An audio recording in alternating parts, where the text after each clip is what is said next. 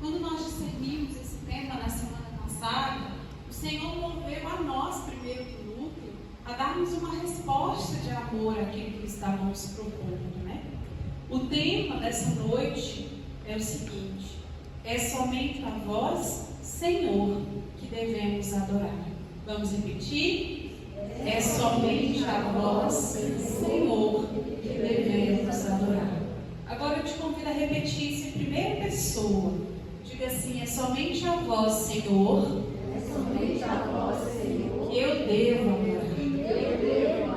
É somente a vós, Senhor,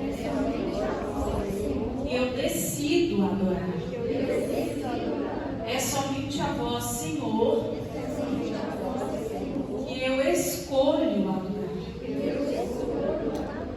Queridos, eu quero começar trazendo para a gente, né, reforçando para nós qual é o sentido da palavra adorar. Se nós formos buscar assim, na origem hebraica da palavra, adorar significa inclinar-se, cair diante de algo, prostrar-se. E para que a gente se prostre, nós precisamos perder todas as resistências, não é verdade? Quando a gente adoece, que a gente cai de cama, a gente diz que a gente está o quê? Prostrado, sem força, rendido, não é? Está ali vencido. Não é assim? É assim que nós precisamos estar diante do Senhor, de coração rendido, prostrado, se deixando vencer pela grandeza de Deus em nós. Irmãos, o Senhor hoje, Ele deseja trabalhar no nosso coração para além do ato litúrgico de adorar, ser um adorador. Ser um adorador, irmãos. Nós precisamos viver na condição daquele que adora.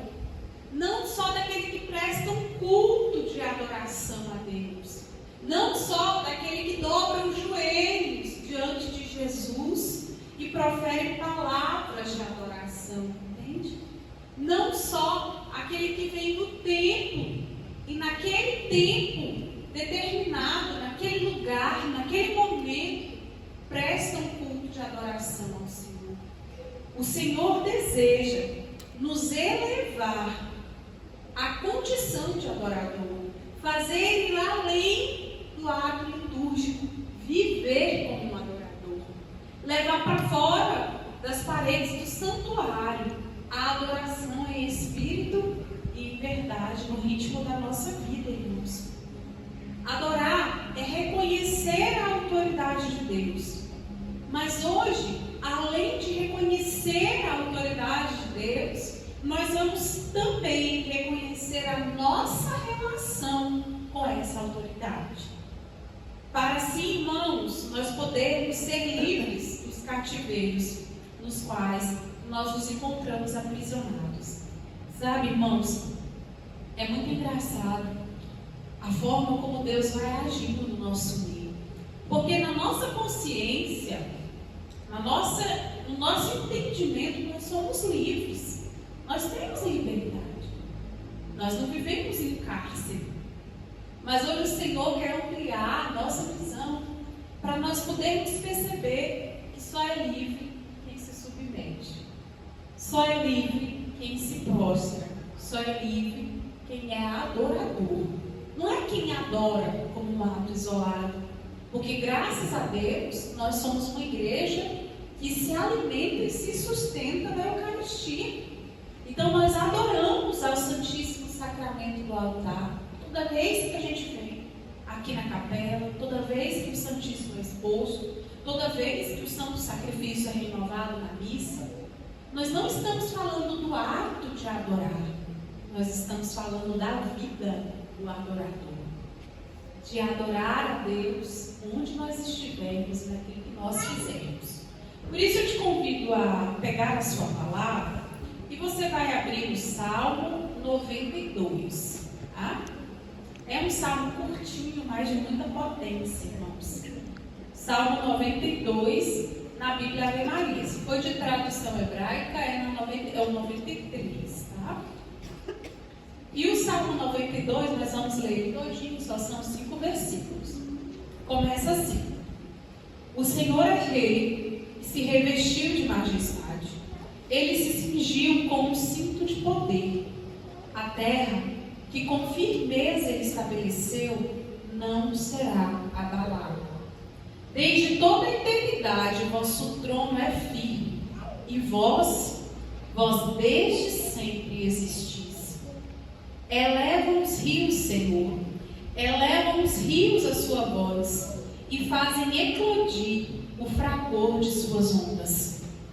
Porém, mais poderoso que a voz das grandes águas, mais poderoso que os vagalhões do mar, mais poderoso é o Senhor nas alturas do céu.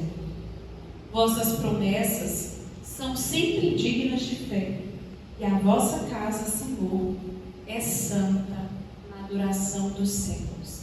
Palavra do Senhor. Pode aplaudir essa palavra, meu irmão?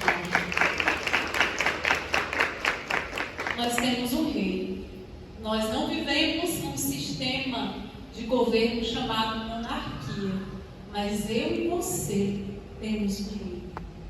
Nós temos um rei, e esse rei é Deus. Deus é rei e governa com cetro de poder absoluto, soberano, com supremacia. Ele é o Senhor que detém o domínio em suas mãos. Ele é aquele que é o juiz supremo, do qual emana toda a autoridade. E o povo de Deus, o povo que adere ao projeto de vida desse Deus, deve ser inteiramente dependente de sua liderança, submisso, dócil, obediente. Nós começamos esse salmo, irmãos, declarando o reinado, a majestade e o poder supremo de Deus. Nós começamos essa leitura bíblica proclamando com os nossos lábios que Deus é rei, vestido de majestade, dono de todo o poder. Mas, queridos, assumir o reinado, a realeza, o senhorio de Deus na nossa vida implica em sermos a Ele submissos, prostrados, rendidos, dóceis, dobrados diante da presença daquele que é rei. Sendo assim, dependentes das suas ordens, das suas orientações, dos seus direcionamentos, decretos, leis, mandamentos. E aí, irmãos, eu não estou falando de decretos, leis, mandamentos, como ontem a gente refletia lá na missa, né? Dos mandamentos que Moisés trazia e da quantidade de leis que os fariseus impunham ao povo de Israel. E Jesus vem abolir a lei pela lei, dizer que a letra mata e que é o Espírito que vivifica. E que aquilo tudo tem que sair do papel e começar a ser praticado. E não importa a sujeira no copo, o que importa é o que sai de dentro do homem. É assim que Jesus fala, irmãos? E nós vamos falar aqui de como aplicar na nossa vida a adoração. De como viver no nosso cotidiano o fato de sermos adoradores. De declararmos que nós temos um rei vestido de majestade. De proclamarmos, abrirmos a nossa boca voluntariamente e dizer: Deus é rei e a Ele eu quero adorar. A Ele eu quero me render. A Ele eu quero me submeter. Eu quero me tornar dependente da liderança, da destra, da direção de Deus na minha vida. Irmãos, isso é muito difícil. É muito difícil. Quando nós não estamos enxergando nada, é fácil, né? Senhor, eu não sei para onde ir, me dá uma luz, uma direção. É fácil a gente se tornar dependente. Mas quando nós estamos em situações confortáveis para nós, tudo torna-se mais difícil, porque nós temos vontade própria, nós temos orgulho, nós temos autossuficiência, nós temos dentro de nós aquilo que se levanta contra o conhecimento de Deus, barreiras, ideologias, pensamentos, concepções, opiniões, gostos, desejos que começam a ser contrários à vontade de Deus. E aí, ao invés de nos prostrar, nos submeter, de nos deixar conduzir por Ele, nós vamos tomando as rédeas e nos tornando deuses da nossa própria vida. Vocês entendem o que eu estou dizendo? Adorar a Deus não é somente prestar um culto, é viver em estado de rendição, de submissão, de docilidade. É viver, irmãos, curvado diante de Deus, totalmente dependente das ordens e dos direcionamentos que Ele nos dá. Só que nós não somos criados culturalmente para ser dependente de ninguém, não é, gente? Culturalmente nós somos formados para ser o quê? Independentes, autônomos, para não precisar de ninguém, para sermos autossuficientes, não é assim? A gente é forjado na cultura, no modo de vida que nós temos, para nós darmos conta de tudo sozinhos, resolvermos os nossos próprios problemas. E para que chamar Deus para coisas simples? Ele está ocupado com coisas mais difíceis. E aí eu vou perdendo o hábito da dependência. Quando eu começo a tomar decisões sem o Senhor, quando eu começo a ir em direções que a minha cabeça mesma escolheu, eu começo a perder o hábito da dependência e vou me tornando autônomo, independente de Deus. Agora eu quero te fazer uma pergunta: quem tem um rei pode ser independente? Eu tenho certeza que todo mundo já estudou que é um governo de monarquia. Quem tem um rei pode ser independente? Sim ou não? Quem é que toma todas as decisões para o bem daquela nação que o rei governa? O rei.